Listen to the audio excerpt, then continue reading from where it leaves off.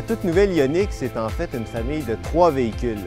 Il y a une hybride classique qui concurrence la Toyota Prius, une hybride rechargeable qui va arriver à l'automne 2017 et la version 100% électrique qui se trouve à côté de moi.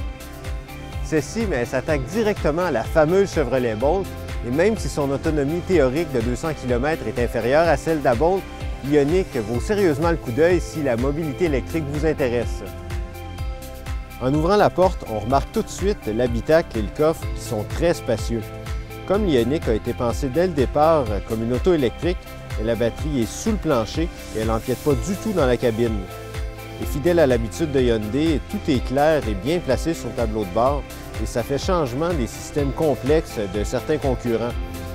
Et ça fait d'ailleurs partie des éléments qui rendent l'Ioniq très plaisante à conduire avec une direction précise, des accélérations vives et bien sûr un silence mécanique qu'on retrouve seulement dans une voiture électrique. Malheureusement, le bruit des pneus est assez présent à vitesse de croisière et ça vient gâcher un peu le fantastique silence de roulement dont je parlais.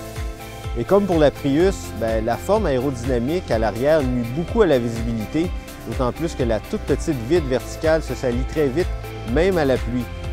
Et enfin, le freinage automatique d'urgence et les autres équipements de sécurité avancés auraient dû être offerts dans tous les modèles, mais Hyundai a choisi de les réserver à la version Limited, la plus chère de la gamme.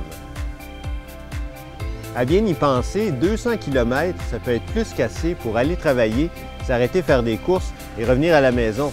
Donc si vous avez déjà un véhicule à essence pour les plus longs parcours, l'Ioniq électrique pourrait bien devenir votre principal véhicule au quotidien pour plusieurs milliers de dollars de moins qu'une Bolt.